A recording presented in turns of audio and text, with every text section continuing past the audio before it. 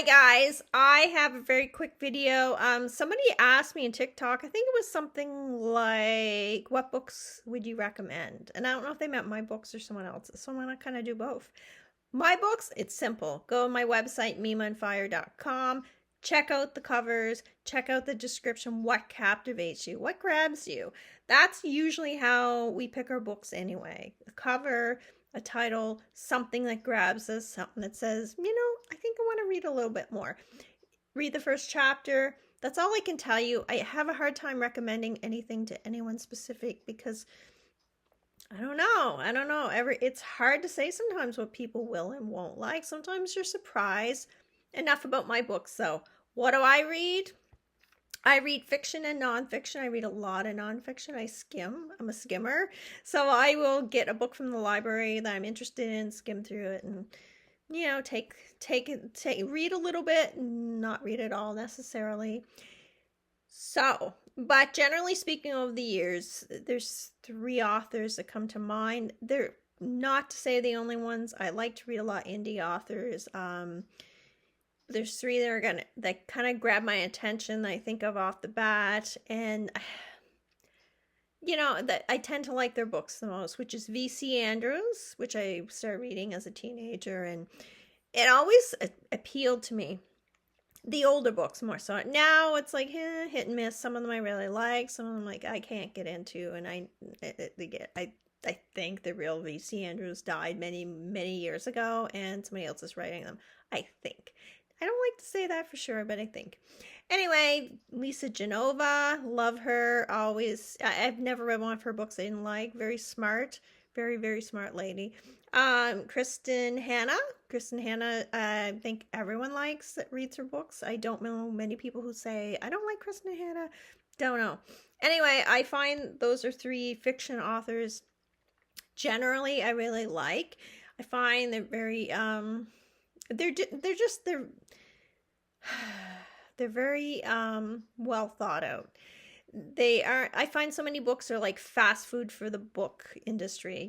You kind of start reading, you know where it's going, and it's just like it's like one of those rom-coms. Like you always know these two are going to end up together. It's the same with a lot of these books, and it just, like I could say, fast food for books. Really, I want something that I'm not going to know what to expect.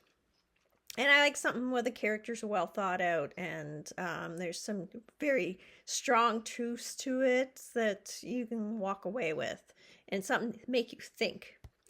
Now, on the nonfiction side, I recently read Mae Musk's book, and I think it was something about having a plan.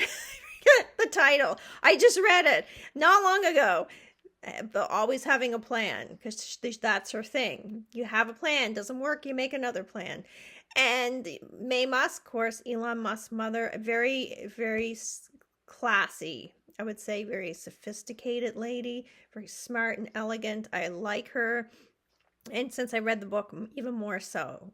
She's somebody who's been through shit and definitely had to work very hard and very dedicated to get anything out of her, like in her life. She never had anything really handed to her by any means. And you might say, oh, well, it's Elon Musk's mother. Yeah, well, he wasn't rich either. He didn't grow up with a silver spoon in his mouth either.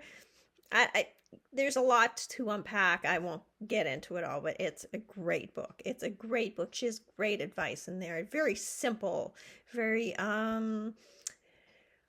thoughtful advice, and it makes you think. Once again, I like books that make me think. Another one, Jordan Peterson. I've only read one of his books. I think it was like 18 Rules for Life kind of book. I can't remember the exact title. I probably should have wrote that down. Yeah, I should have. I just kind of wrote down the authors quickly. I was thinking about that the other day. I've read his book, this specific book, twice. I know he has more than one book, but anyways. And I plan to get it for Christmas. I know I'm getting it for Christmas. Yeah, I know. I should know that already, but I do. And it's one of those books I could read again and again. It's just, there's so much in it. There's some books like nonfiction, those kind of books where I kind of read a bit and skim a bit, and I'm a big at getting books and skimming them. But nonfiction more. I mean, because sometimes like yeah, you take some, leave some information. But his, I feel like it's very deep and very a lot of thought, a lot of work.